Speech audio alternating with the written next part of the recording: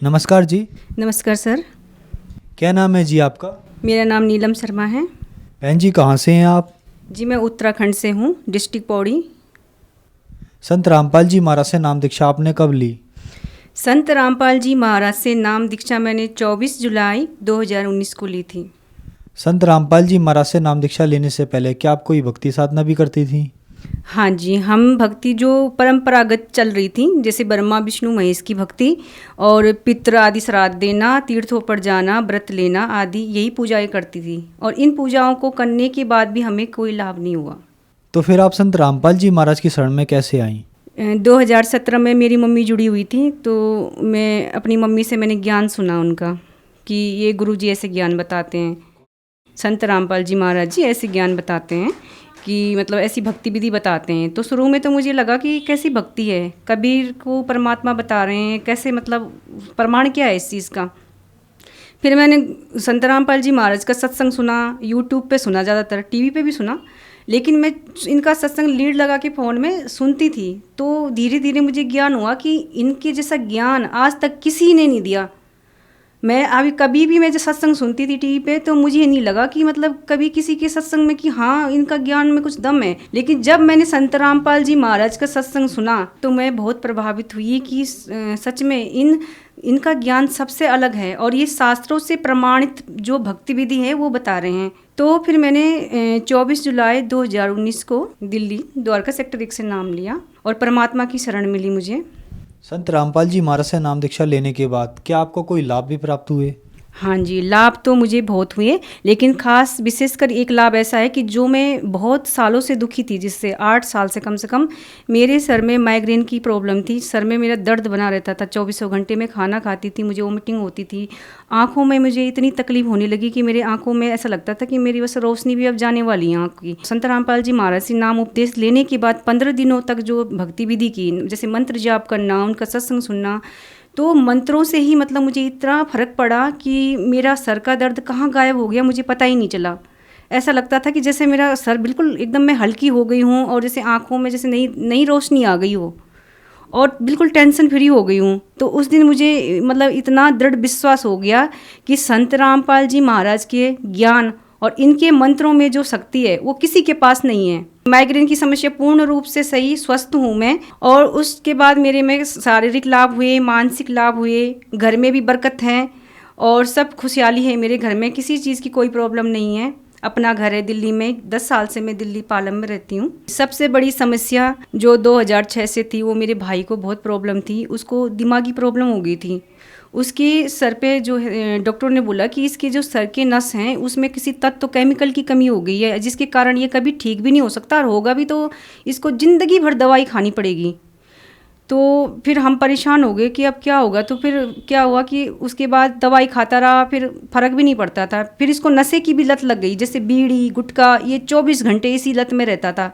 रात को 12 बजे उठना, बीड़ी पीना, गालियाँ देना, घर परिवार में इसने मतलब बहुत बुरा हाल कर रखा था सबका, और अपना भी बुरा हाल कर रखा था। तो उसके बाद हमने 2007 में इसको नशा मुक्ति केंद्र में डलवाया हरिद्वार में।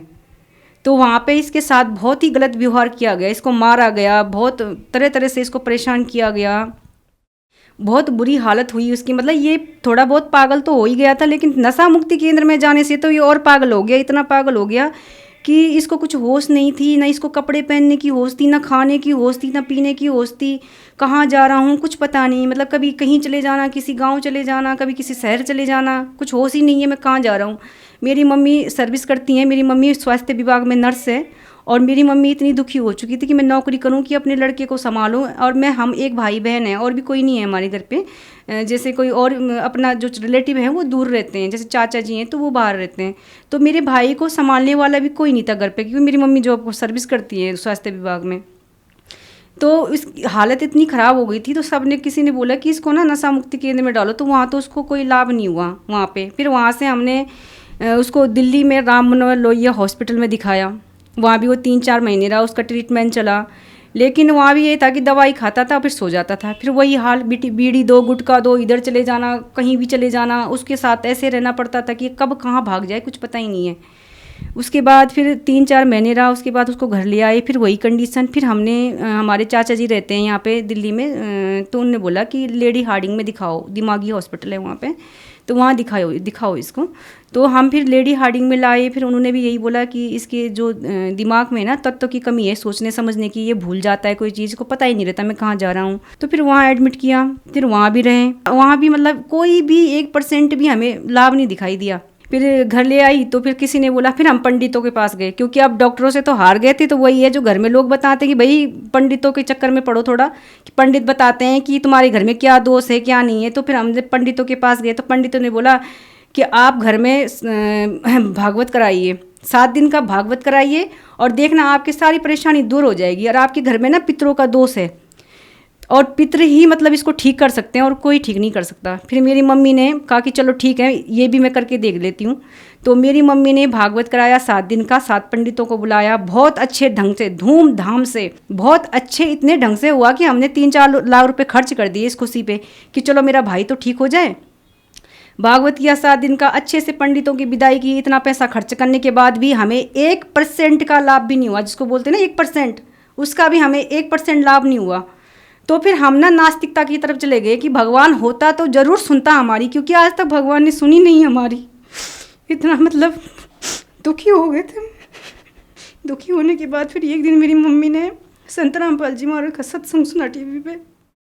तो मेरी मम्मी ने जब सत्संग सुना तो बोला कि ये कैसा ज्ञान है जो बोल रहे हैं कि ब्रह्मा विष्णु महेश तो संसार रूपी वृक्ष की शाखाएं हैं, ये पूर्ण परमात्मा और अविनाशी भगवान नहीं है। फिर मेरी मम्मी ने फ़ोन किया वहाँ पे कि मतलब ये कैसा ज्ञान है। फिर संत रामपाल जी महाराज के शिष्य भी जुड़े हुए थे, हमारे गांव के आसपास है उनका घर। तो उन्होंने बोला ये ऐसा ज्ञान है, और उनकी बेटी को भी तकलीफ होती थी, भूत प्रेत की बात थी। तो फिर मेरी मम्मी जुड़ी। फिर मेरी मम्मी ने कहा ठीक है मैं नाम ले लेती हूँ। फिर मेरी मम्मी ने नाम लिया संत रामपाल जी महाराज जी से। फिर उसको नाम दीक्षा हमने 2018 में दिलवाई।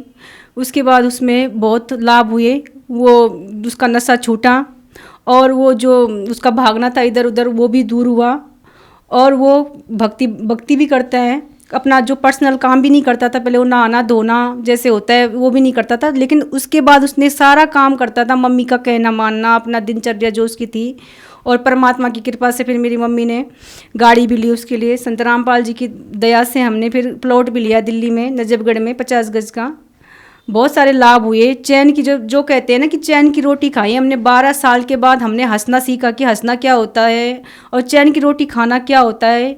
ये हमारी ज़िंदगी का ये सबसे बड़ा लाभ है संत रामपाल जी महाराज की दया से। और अब उसमें बहुत ज़्यादा परिवर्तन ये भी है कि वो भक्ति भी करने लगा है, नशा भी छूट गया है उसका परमात्मा की कृपा से, और सुखी सुख है मेरे घर में। मेरी मम्मी के पैर में गांठें होती थी, नीचे चल नहीं पाती थी मेरी मम्मी। पैर में जो गांठें थी वो बचपन से थी, और मेरी मम्मी ने सब जगह दिखाया लेकिन कोई लाभ नहीं हुआ। बोला, सब डॉक्टरों ने बोला ये तो बचपन से है आपकी, ये ठीक नहीं हो सकती है, इसमें तो आप ये कर सकते हो कि थोड़ा मतलब इसको सर्जरी करा सकते हो, इसकी सर्जरी कराने के बाद ये ठीक होगा।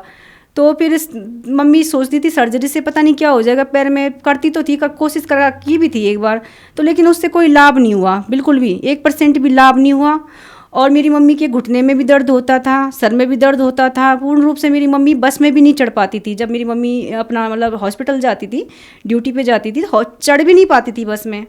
और संत रामपाल जी महाराज जी से नाम दीक्षा लेने के बाद हमारे घर में जो सुख हुआ, वो इतना सुख हुआ है, इतने लाभ हुए कि मैं बता नहीं सकती कि हे परमात्मा, आप हमें पहले मिल गए होते तो हमको इतने दुखों का सामना नहीं करना पड़ता। और आज हम बहुत ही खुशहाल हैं। जैसे बोलते हैं कि अंदर बाहर दोनों घर में बहुत बरकत है हमारे घर में, संत रामपाल जी महाराज की कृपा से। संत रामपाल जी महाराज से नाम दीक्षा लेने के बाद आपको बहुत सारे लाभ प्राप्त हुए। तो जो महिलाएं, जो दर्शक आज आपको देख रहे हैं, वो भी आपकी तरह दुखी हैं, उनको संत रामपाल जी महाराज से नाम दीक्षा लेने के लिए क्या करना होगा? संत रामपाल जी महाराज जी के नाम दीक्षा लेने के लिए चैनल पे सत्संग आता है, उसमें पीली पट्टी आती है नीचे, उसमें जो आश्रम के नंबर है आप उन पे कांटेक्ट कर सकते हैं। उन नंबर्स को लेके आप उनको कॉल कर सकते हैं और बता सकते हैं जो भी आपकी प्रॉब्लम है। नाम दीक्षा लेने से पहले आप सबसे पहले ज्ञान समझिए। अगर संत रामपाल जी महाराज का आप ज्ञान समझ जाओगे तो आपको पता चल जाएगा कि ये इनका ज्ञान कैसा है, ये कैसी भक्ति विधि बताते हैं जो शास्त्रों से प्रमाणित से भी प्रमाणित ज्ञान है। शास्त्रों में जो प्रमाणित ज्ञान है उसी अनुसार ये भक्ति विधि बता रहे हैं। आज हमारे देश में इतने भी धर्मगुरु बैठे हैं, किसी के पास भी भक्ति विधि नहीं है। उन्होंने जनता को लूटा है और धोखा दिया है। और संत रामपाल जी महाराज जी ने एक एक शास्त्रों को खोल के, हर धर्म के ग्रंथों को खोल के दिखाया है कि यहाँ पे ये लिखा है, इसका मतलब ये है, ब्रह्मा विष्णु महेश की क्या स्थिति है, वो अविनाशी नहीं है। वो खुद बता रहे हैं देवी भागवत में कि हम प्रकृति दुर्गा देवी से उत्पन्न हुए हैं, हमारा आविर्भाव और तिरोभाव होता है। अगर जिसको पता नहीं है, जन आविर्भाव और तिरोभाव संस्कृत का जो अर्थ है उसको डिक्शनरी में भी देख सकता है। और सारे ग्रंथों को खोल खोल के दिखाया है संत रामपाल जी महाराज जी ने। अब आज पढ़ा लिखा समाज है, ये तो है नहीं कि कोई जानता नहीं है, पढ़ा लिखा समाज है, वो यूट्यूब पे देख सकता है संत रामपाल जी महाराज के सत्संग। यूट्यूब पे आता है, फेसबुक पे है, इंस्टाग्राम पे है, हर जगह संत रामपाल जी महाराज जी का सत्संग चल रहा है। आप पहले उनका ज्ञान सुनिए ध्यानपूर्वक, और अदर जो और गुरु हैं हमारे धर्म, जो संत हैं, जो धर्म गुरु हैं, जो महामंडलेश्वर हैं, उनके ज्ञान से कंपेयर करिए। आप पढ़े लिखे हैं, ठीक है, तो आप उनके ज्ञान से और इनके ज्ञान से कंपेयर कीजिए कि हमारे गुरु जी संत रामपाल जी महाराज जी और इनके ज्ञान में क्या फ़र्क है। फिर देखिए कि आपको पता चलेगा कि असलियत है कि हमारे धर्म ग्रंथों में क्या लिखा है और हमें बताया क्या जा रहा था, हमें कैसी भक्ति बताई जा रही थी। और उस भक्ति को करने के बाद हमारे पूर्वज भूत योनि में जाते हैं, पितृयोनि भूत योनि में जाते हैं, फिर हमको परेशान करते हैं और फिर वही पंडित हमको घुमा फिरा के उसी चीज़ में लगे रहते हैं, ये कर दो वो कर दो, क्योंकि हम तो भुगत चुके हैं इसको 12-15 साल से बहुत ज़्यादा, क्योंकि हमने इतना पैसा बर्बाद किया है इन पंडितों के चक्कर में और इन पूजाओं के चक्कर में कि अब हमने कान पकड़ लिए हैं कि हमको तो भगवान ने दे दिया है सच्चा ज्ञान। संत रामपाल जी महाराज जी ने पूर्ण रूप से ज्ञान दे दिया है। इस विश्व में, इस संसार में संत रामपाल जी महाराज के बराबर कोई तत्वदर्शी संत नहीं है और उनके बराबर ज्ञान देने वाला गुरु भी नहीं है। तो यही मैं भगत समाज को विनम्र निवेदन करके प्रार्थना करती हूँ कि आप संत रामपाल जी महाराज का ज्ञान सुने, आप देखिए तो सही उनका ज्ञान कैसा है। उनकी पुस्तक पढ़िए, जीने की राह, गीता तेरा ज्ञान अमृत, ज्ञान गंगा, ये पुस्तक आप ऑर्डर कर सकते हैं। जो पीली पट्टी आती है उस पर कॉन्टेक्ट नंबर है, आप अपने लिए फ्री पुस्तक भी मंगा सकते हैं अपने घर पे, और वो पुस्तक को आप पढ़िए, उस ज्ञान को देखिए। आपके घर में देखना कितना लाभ होगा, आपके घर में कलेश नहीं होगा। सबसे पहले तो ये पता चलेगा कि हम इस संसार में आए क्यों थे, और आए हैं तो फिर हम जाएंगे क्यों, और जाना था तो जाना कहाँ था, जाना था तो हमने कहाँ जाना था, हम कहाँ से आए हैं और हम मरने के बाद कहाँ जाते हैं। इस ज्ञान और इस गूढ़ रहस्य को केवल संत रामपाल जी महाराज ने दिया है और किसी धर्मगुरु ने नहीं दिया है। धन्यवाद जी। सत्साई जी।